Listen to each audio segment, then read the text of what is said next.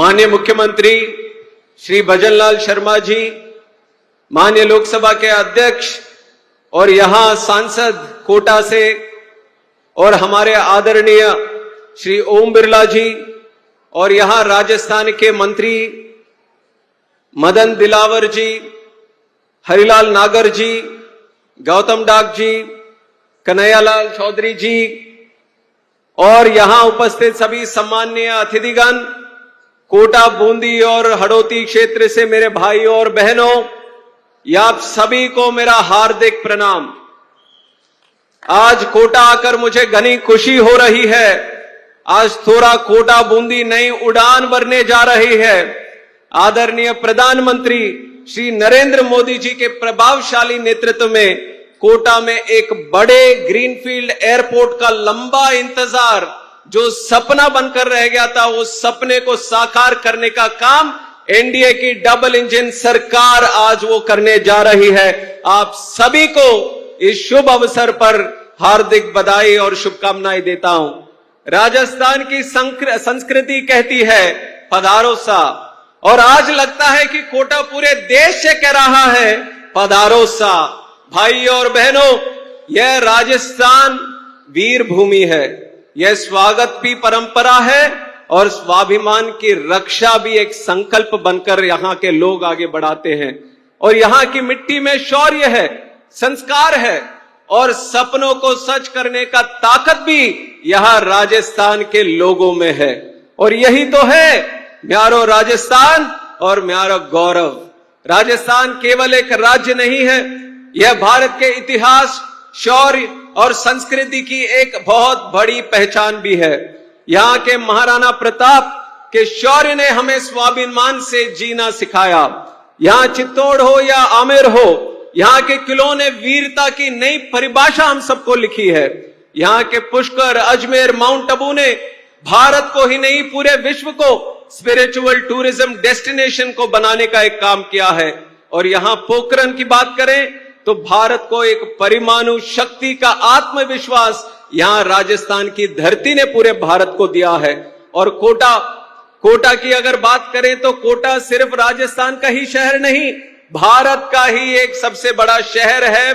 और यहाँ के शहर से पूरे भारत के सारे आदमियों से यहाँ से संबंध रखते हैं, चाहे उनको बच्चों के लिए शिक्षा के संबंध में यहाँ भेजे या फिर यहाँ देश में कहीं कोने में भी कोई भी घर बन रहा हो तो कोटा से पत्थर लेके शानदार घर बनाने का काम भी भारत के कोने कोने में कई सारे हजारों लाखों लोग यहाँ से काम करते हैं और कोटा से संबंध रखते हैं।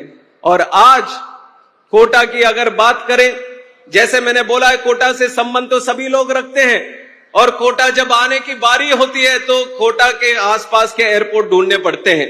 जयपुर से आए, जोधपुर से आए या कहीं इंदौर जाके वहां से रास्ते से आए तो हमें तो लगा हम थोड़ा पीछे हो गए।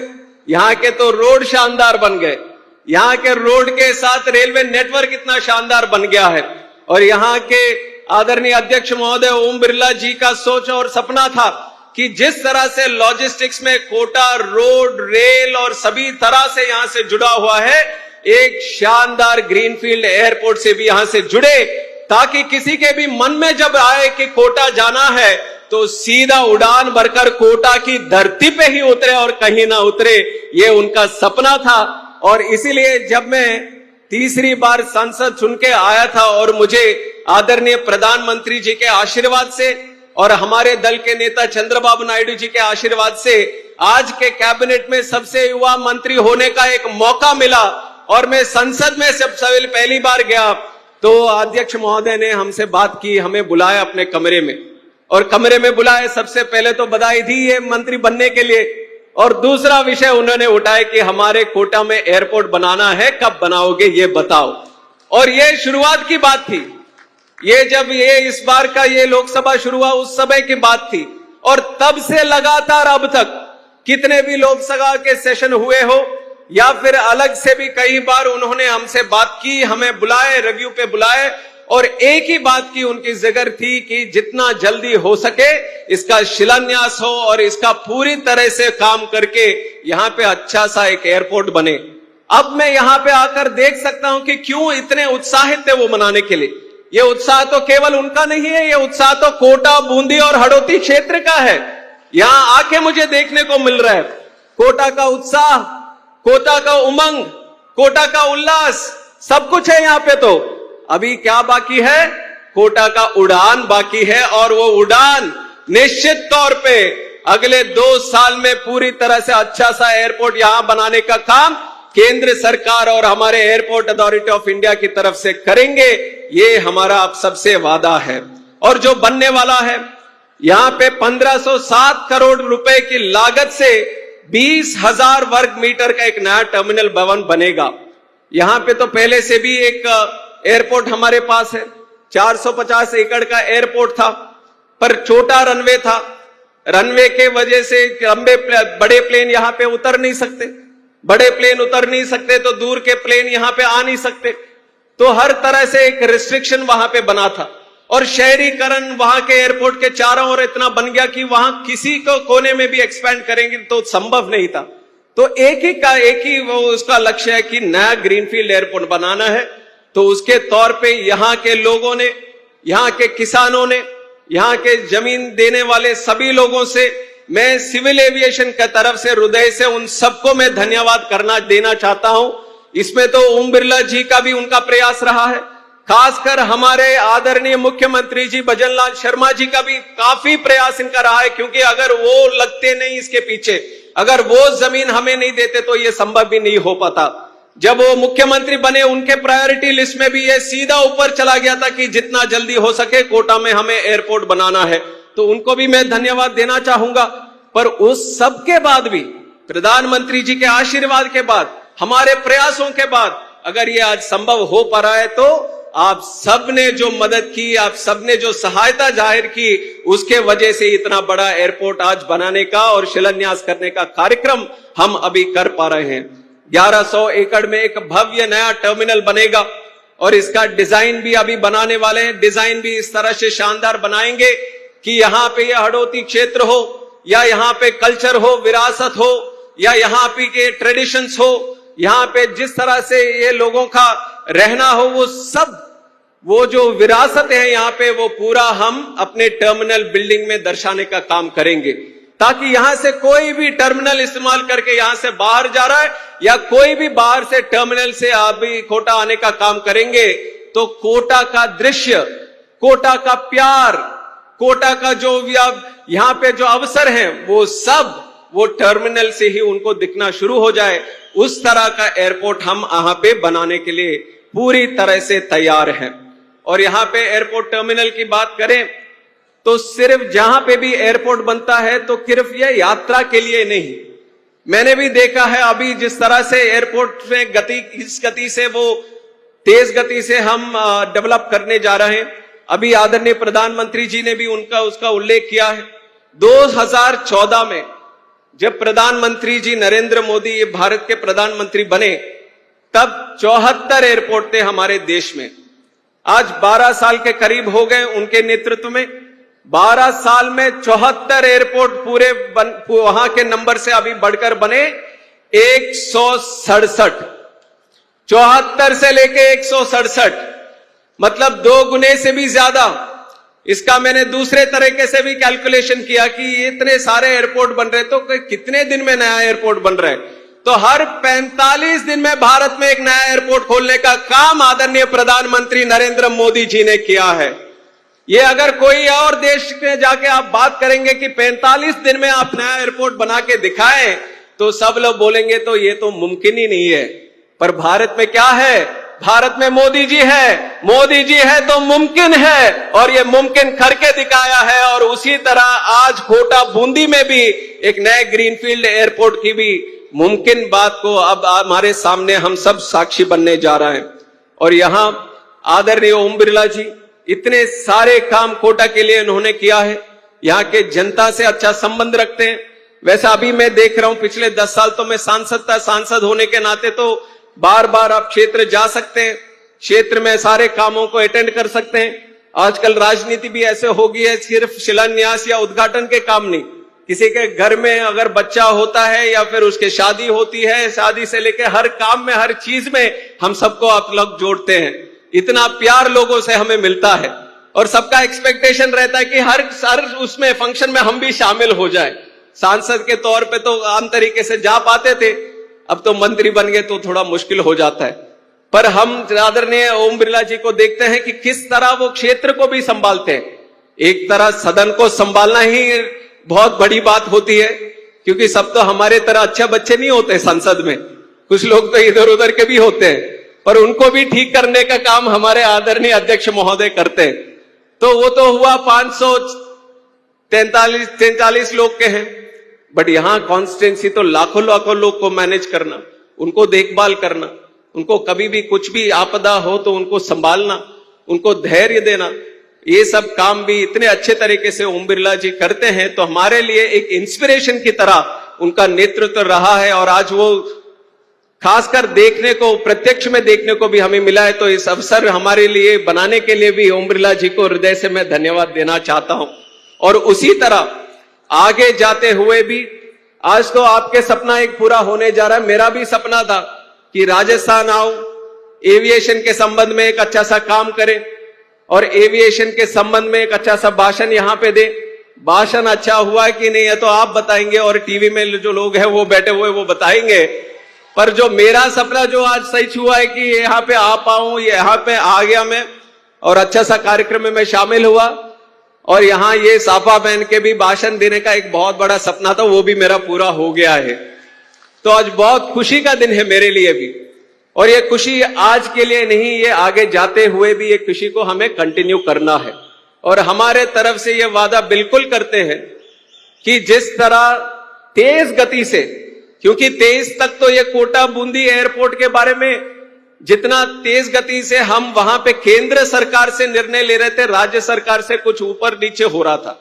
पर भजन लाल शर्मा जी आने के बाद बिल्कुल पहले 2 महीने में ही इसका पूरा काम निपटकर पूरा जमीन निशुल्क करके हमें देने का उन्होंने काम किया। उसके बाद तेज गति से ये यहां तक पहुंचा और इसके बाद उद्घाटन का भी कार्यक्रम हमें करना है और ये 2 साल में पूरे करने का हम काम करेंगे। यहाँ पे पूरी एयरपोर्ट अथॉरिटी ऑफ इंडिया की टीम बैठी है, चेयरमैन भी बैठे हैं, कितने लोग साक्षी हैं देखिए। हम सब मुख्यमंत्री से लेके सब लोग बता रहे कि 2 साल में बनाना है और बनाना ही पड़ेगा इसको, और हम पूरी तरह से इसका रिव्यू करते रहेंगे। अच्छा सा टर्मिनल यहाँ पे बनाएंगे और यहाँ के लिए जैसे मैंने बोला है कि ये एयरपोर्ट जब बनेगा सिर्फ यात्रियों के लिए ही नहीं, यहाँ जो इनडायरेक्टली जो जुड़े हैं या कोटा के जो आम जनता है, यहाँ के लोग हैं, परिवार हैं, उनके ऊपर भी, उनके जीवन शैली में भी बहुत प्रभाव यहाँ के एयरपोर्ट लेके आने वाला है। ये मैंने काफी एक उदाहरण भी अगर मैं दूं, बिहार में पूर्णिया में एक नया एयरपोर्ट हमने खोला था। आदरणीय प्रधानमंत्री जी के कर कमलों में उसकी शुरुआत हमने की और वहां पे हमने देखा, पूर्णिया एक ऐसा छोटा सा शहर है, शहर भी कुछ लोग नहीं मानेंगे उसको, वहां पे जब एयरपोर्ट खुला तो लोगों के मन में था कि कैसा हो सकता है, पर 5 महीनों में 1 लाख यात्रियों वहां से जा चुके और वहां यात्रियों के साथ साथ वहां पे रियल एस्टेट की इतनी बड़ी बढ़ोतरी हुई। अब लोग चाहते हैं कि पूर्णिया में भी इंडस्ट्री खोलने का इतना अवसर उनको मिल गया है, वहां पे हॉस्पिटल बन गए, टैक्सी चलाने के वाले पास उनके पास ज्यादा काम हो गया, ऐसे कई सारे अवसर वहां पे बन जाते हैं जिससे वहां पे रहने वाली जो जनता है उनके लिए बहुत बड़ा प्रभाव और अवसर बनाने का काम एक एयरपोर्ट करता है। और उसी तरह यहाँ पे पर्यटक का हो और यहाँ पे व्यापार का हो, यहाँ पे शिक्षा का हो या अन्य सारे सेक्टर्स जो भी यहाँ पे है, उन सबको एक एयरपोर्ट, उन सबको एक तेज गति से आगे जाने का काम, वो सारे सेक्टर्स को ये एक एयरपोर्ट अकेला करने वाला है। और एयरपोर्ट के अंदर की भी बात करें, ग्राउंड हैंडलिंग, क्रू, वहां पे जो शॉप्स रहते हैं या फिर मेंटेनेंस का, टेक्निकल इंजीनियर्स या पायलट्स या एमआरओ सेक्टर में काम करने वाले, रनवे के लिए काम करने वाले, अंदर जो बसेस चलती हैं उसमें काम करने वाले, ऐसे एक फ्लाइट जब आता है तो 100 से ज्यादा की रोजगार के संभावनाएं एयरपोर्ट के अंदर भी होती है। तो ये पूरा जो मॉडल बन रहा है हमारे एयरपोर्ट का, एरोट्रोपोलिस का, इंडस्ट्रियल सेक्टर का, कोटा का, ये सिर्फ केवल हमारे कोटा, बूंदी और हडोती क्षेत्र से नहीं, जिस तरह से शिक्षा के लिए देश भर में से लोग और बच्चे यहाँ पे आते हैं, उसी तरह रोजगार के लिए भी कल कोटा और ये क्षेत्र ढूंढ ढूंढ कर लोग भारत के कोने कोने से आएंगे। ये जरूर ये संभव होगा और ये सपना सच होगा, ऐसा मेरा मानना है। और आगे यहाँ पे जो पर्यटक है, पर्यटक के क्षेत्र है, राजस्थान, अभी अभी हमारे मुख्यमंत्री जी से बात हो रही थी कि टूरिज्म भारत में कोई आता है तो सबसे ज्यादा राजस्थान में आते हैं।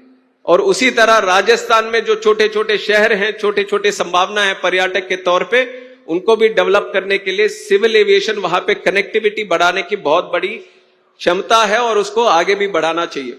और उसके ऊपर से एक चीज मैं अगर कहना चाहूं, एयरपोर्ट तो जैसे मैंने बोला है नंबर तो बढ़ता जा रहा है और काफी समय होता है कि हमने एयरपोर्ट बना दिया, फिर एयरलाइंस को बोलना पड़ता है यार आप चलाओ, यहाँ पे इतना अच्छा भव्य शानदार हमने टर्मिनल बनाया है, अब तो कनेक्ट करो इसको दिल्ली से, मुंबई से। और उसी तरह हमने एक कोशिश की कि चलो कोटा भी इतने तेज गति से बन रहा है तो एक बार देख लेते हैं कि कोटा के लिए क्या है इनकी संभावना। तो कोटा की भी हमने बोली कि कोटा तो बहुत तेज गति से हम बनाने जा रहे हैं और जल्दी ही बन जाएगा, तो अभी आपसे प्लान करना चाहिए कि वहां पे कनेक्टिविटी। तो वो एयरलाइंस वाले बोले हमसे कि सर दुनिया में कहीं पे भी हो, एक कोटा का अगर आज भी बना दोगे, आज भी 10 प्लेन चलाने के लिए हम रेडी हैं। तो इससे आप सोच सकते हैं कि किस तरह से इंतजार एयरलाइंस वाले भी कर रहे हैं यहाँ पे एयरपोर्ट के लिए। तो हर तरह से अगर देखें तो ये सक्सेसफुल एयरपोर्ट बनने के लिए जो भी चीजें चाहिए वो हमारे कोटा बूंदी यहाँ के पास है। और उसी के लिए मेरे को लगता है कि काफी लंबे समय से हमारे अध्यक्ष महोदय ओम बिरला जी का भी इनका ये पीछे प्रयास था कि किसी तरह इसका बनाकर रहना है। और उसके साथ ही राज्य सरकार और मुख्यमंत्री जी और जिस तरह से ये विकसित राजस्थान बनाने का एक सपने को एक मजबूत तरीके से आगे लेके जा रहे हैं, और हमारे आदरणीय प्रधानमंत्री जी नरेंद्र मोदी जी, और जिसके बाद हमारी सोच भी बदल गई है। आज मैं कह सकता हूं कि जिस तरह एक टाइम पे रेलवेज की बात होती थी, और मैं भी 10 साल सांसद रह चुका हूं, तो मेरे यहाँ पे 0 आवर पे कभी बोलने का मौका मिलता था तो तुरंत एक पेज पकड़ के बोलते थे कि हमारे यहाँ पे एक रेलवे स्टेशन है, वहां पे एक ट्रेन को रोक दीजिए। और आजकल जब ये 0 आवर की बात होती है, और अध्यक्ष महोदय तो इसके साक्षी हैं, तो एक तो कोई भी एमपी अगर संसद में बोलते तो एक चीज मांगते हैं कि हमारे यहाँ पे एयरपोर्ट बन जाए, या फिर जो एयरपोर्ट है वहां पे कनेक्टिविटी बढ़ जाए, वहां डोमेस्टिक कनेक्टिविटी है तो इंटरनेशनल कनेक्टिविटी भी दे दे। तो ये सपना भारत के कोने कोने में जग गया है कि आज एयर कनेक्टिविटी एक्सक्लूसिव नहीं है, ये बड़े लोगों के लिए घूमने का वाहन नहीं है, ये आम आदमी का घूमने का वाहन है। और ये सोच में जो बदलाव आया है वो भी हमारे आदरणीय प्रधानमंत्री नरेंद्र मोदी जी आज भारत में लेकर आए हैं कि सिविल एविएशन सिविलियन एविएशन है, आम नागरिक का एविएशन है। हम सब भी इसमें शामिल हो सकते हैं, इसमें आराम से हम इधर उधर जा सकते हैं। उसी सोच के साथ सिविल एविएशन अब लगातार कोशिश कर रहे हैं कि और भी बढ़े। 10 साल में तो बहुत अभिवृद्धि हमने की है और आगे जाते हुए भी हम करते रहेंगे, और उसमें राजस्थान भी शामिल होगा। आज हमने स्पेशल रिव्यू मीटिंग भी मुख्यमंत्री जी से करी। काफी सारे ऐसे जगह हैं यहाँ पे और भी जहां पे नए एयरपोर्ट बन सकते हैं, जहां पे हवाई पट्टा ऑलरेडी है उसको भी कन्वर्ट करके एयरपोर्ट बना सकते हैं। तो आगे जाते हुए और बेहतर कनेक्टिविटी राजस्थान में शामिल हो, उसके लिए केंद्र सरकार के से खासकर ये नागरिक विमानन मंत्रालय से जितना भी कोशिश हम करें, वो सब कोशिश हमारी तरफ से पूरी तरह से सपोर्ट हम आगे बढ़ाएंगे। और फिर से मैं कोटा, बूंदी और हड़ौती क्षेत्र के सारे जनता से हृदय से उन सबको शुभकामनाएं देता हूं, बहुत बहुत बधाई देता हूं। और कोटा का जो एग्जिस्टिंग एयरपोर्ट है उसको भी थोड़ा टाइम लगेगा कि आगे जाते हुए उसको कैसे इस्तेमाल करना है वो देखने के लिए, पर वहां पे ऑलरेडी एक पट्टी है, छोटा सा बिल्डिंग है। पर हमारा प्रायोरिटी फोकस ये रहेगा कि शिलान्यास आज जो हुआ है, बिना देरी के 2 साल के अंदर उस काम को निपटकर आपको एक भव्य शानदार नया टर्मिनल बिल्डिंग और नया ग्रीनफील्ड एयरपोर्ट यहाँ कोटा और बूंदी के लोगों के लिए दे। इस आश्वासन के साथ मैं अपने भाषण को भी खत्म करता हूं और सबको फिर से मैं धन्यवाद देते हुए प्रणाम करता हूं। जय हिंद, जय भारत।